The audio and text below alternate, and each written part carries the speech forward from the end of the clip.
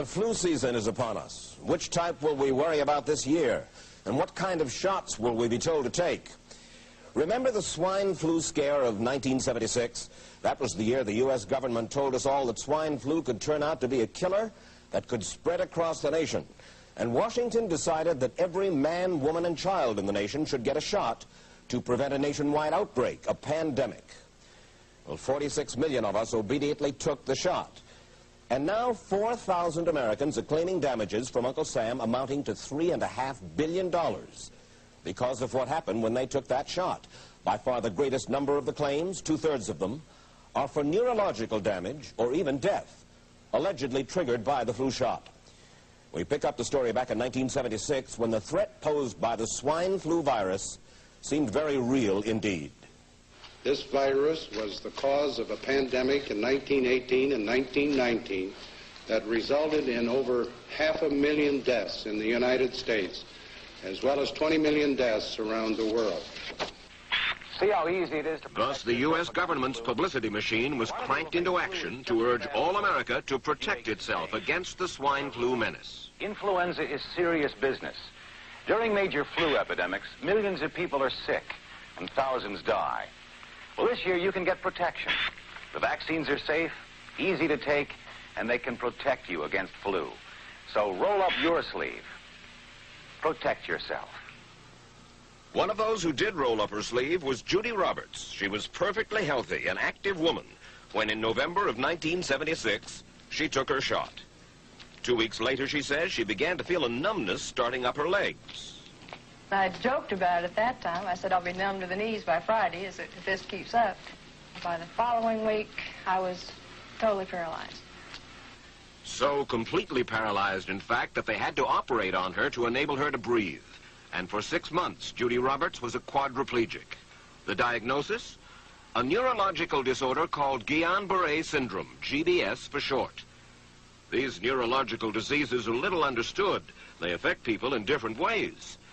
As you can see in these home movies taken by a friend, Judy Roberts' paralysis confined her mostly to a wheelchair for over a year.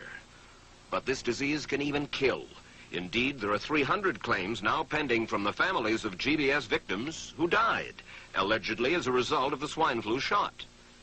In other GBS victims, the crippling effects diminish and all but disappear. But for Judy Roberts, progress back to good health has been painful and partial. Now, I noticed that your smile, Judy, is a little bit constricted. Yes, it is. Is it different from what it used to be? Very different. I have a greatly decreased mobility in my lips.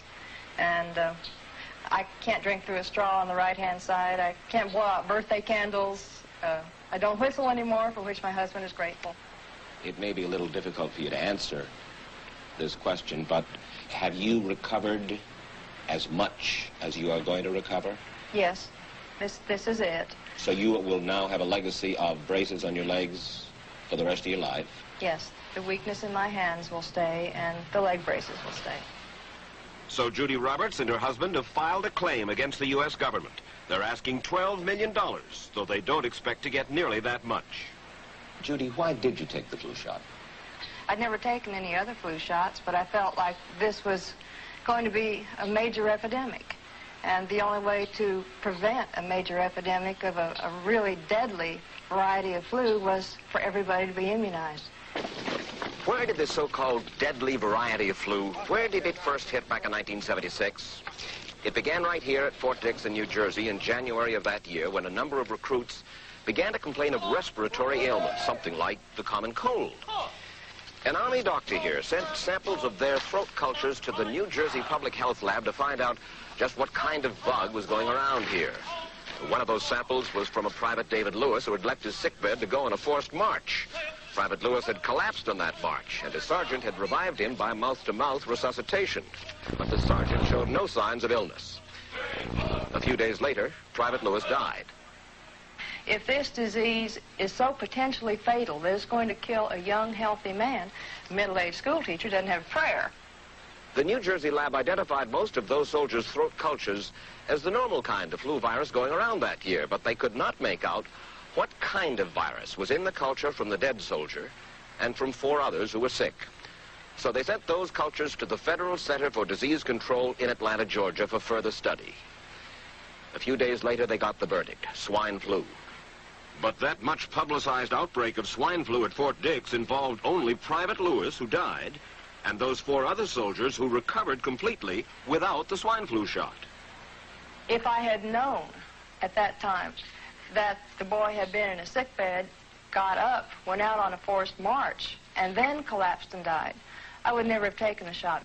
The rationale for our recommendation was not on the basis of the death of a single individual, but it was on the basis that when we do see a change in the characteristics of the influenza virus, it is a massive public health problem in this country. Dr. David Senser, then head of the CDC, the Center for Disease Control in Atlanta, is now in private industry. He devised the swine flu program, and he pushed it. You began to give flu shots to the American people in October of '76. October 1st. By that time, how many cases of swine flu around the world had been reported? There had been several reported, but none confirmed. There had been cases in Australia that were reported by the press, by the news media. There were cases in... None confirmed.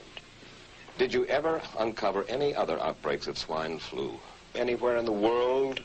No. Now, nearly everyone was to receive the shot in a public health facility where a doctor might not be present. Therefore, it was up to the CDC to come up with some kind of official consent form, giving the public all the information it needed about the swine flu shot. This form stated that the swine flu vaccine had been tested. What it didn't say was that after those tests were completed, the scientists developed another vaccine, and that was the one given to most of the 46 million who took the shot. That vaccine was called X53A. Was X53A ever field tested? I can't say. I would have to... It wasn't. I don't know. Well, I would think that you're in charge of the program. I would have to check the records. I haven't looked at this in some time.